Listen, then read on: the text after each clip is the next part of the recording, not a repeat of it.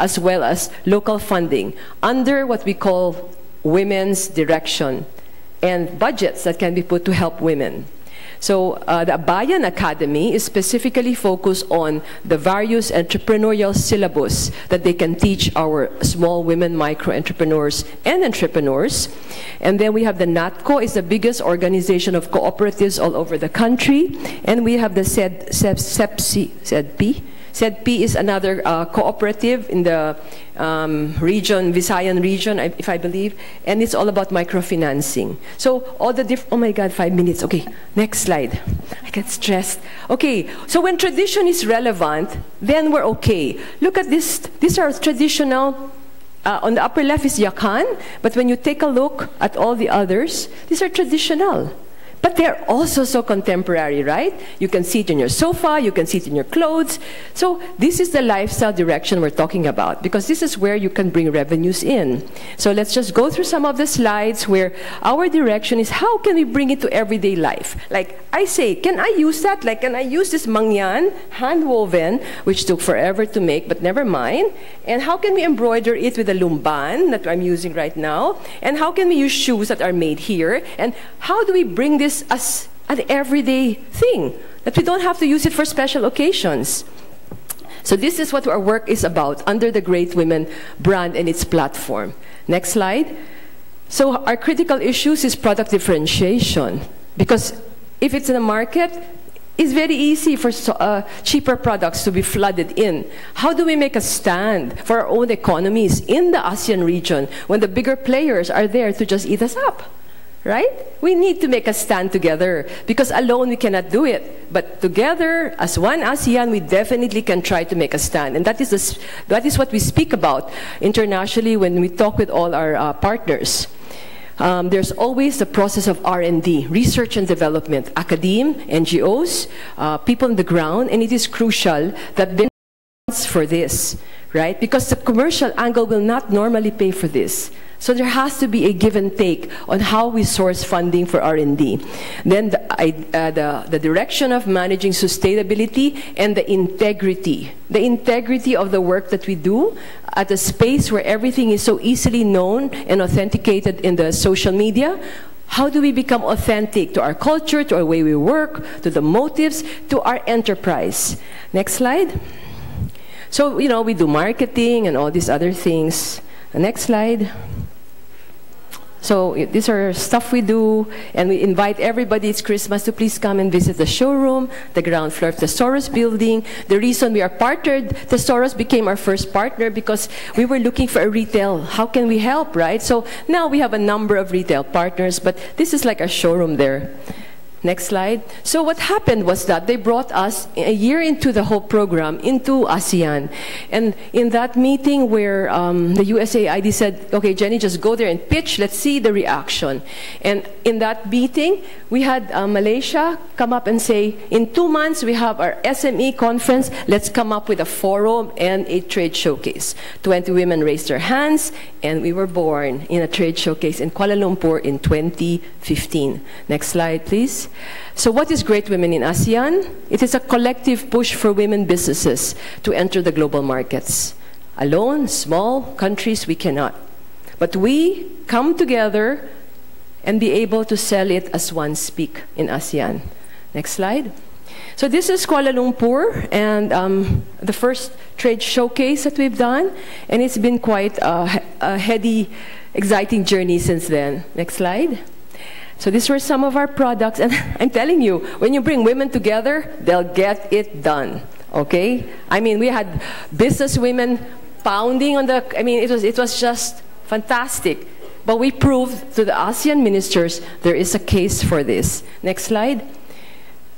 Because of that, all the noise we made, the private sector started to look at how can funding come in. We had our first UPS Foundation International give us a grant for the ASEAN grouping to try to see what we can do to come together to work on a standardization. We also did this for coffee, right? So there's a standardization of processes, and this was our first meeting. But from that first meeting, next slide, we started to define, through the first 2 meetings, we started to define what we are doing. Firstly, it is about convergence and collaborations for commerce. We need to sell. It's called Women's Economic Empowerment.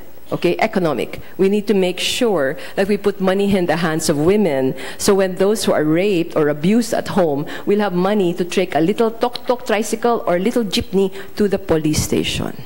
With no money in their hands, it's not going to happen. And we will have human rights issues continuing. Platforms of sustainability. The gaps must come into a platform to be addressed, to be sustainable. We want to push textiles that are handmade, artisan-created, and design-directed. Why? Because if we are going up into the level of the global field, we are in competition that is so intense with big companies, big countries, big money. And no matter how, we have something exquisite in the way we create our textiles. Programs for intellectual property. Before the year's over, I will be sitting with the EU because they want to plan a 5-year program for intellectual property aligned with great women. I don't know what we'll put there, but we're going to sit to strategize on the direction for ASEAN. So the issues that our friend from Indonesia was saying about intellectual property, it is the same in all the countries. And I think this is where we're going to have to look at it as a body of the region together.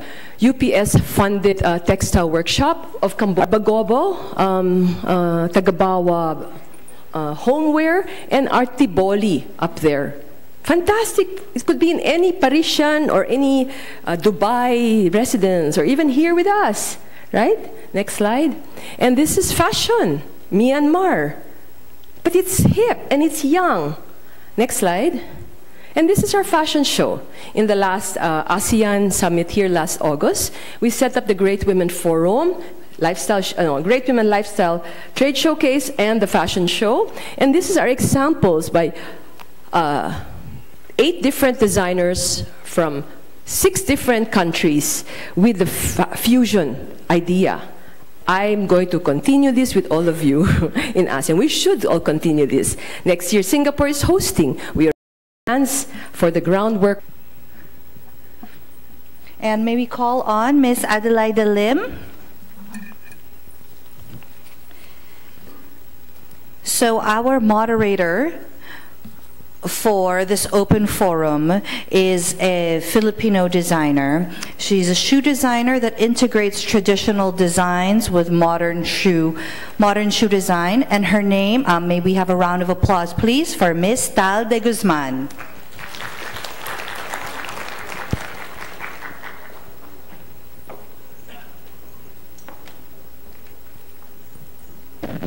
Hello, good afternoon, everyone. It's the afternoon, I believe. So we're into lunchtime.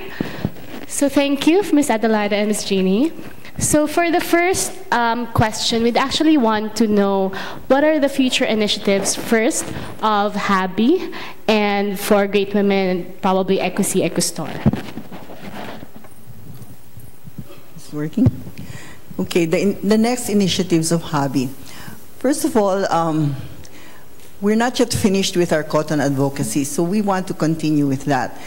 Either as bilateral or regional. So that's another direction. And textile, for us, is a non-food. Because there's the food and there's the non-food. And textile is all about the women. So it's really, that's our bigger direction. And then push the market from a space where we can come together on that international space. So there's quite a lot.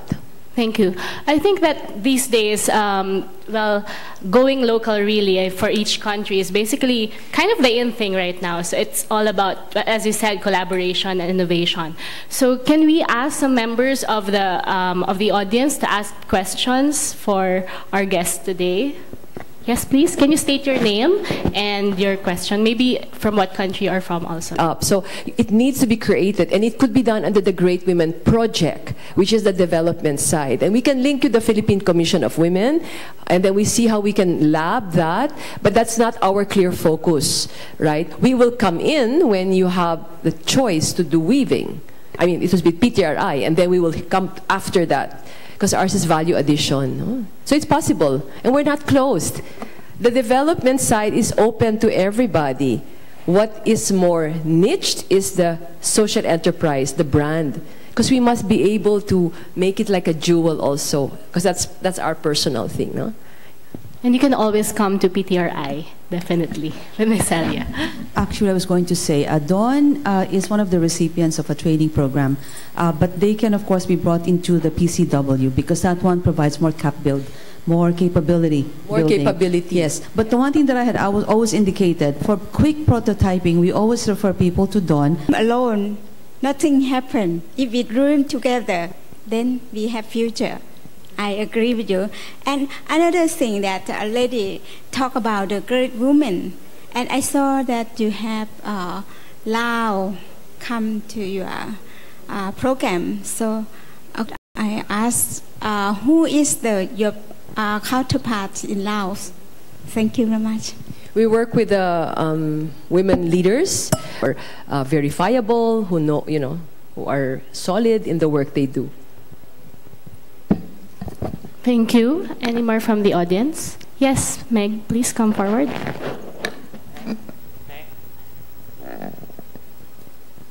Meg is actually a local entrepreneur. Well, she started a brand called Ola Lily, so also using weaves for shoes. No, I would love to hear about specific examples, no names, market development programs. Be self-reliant. We don't want to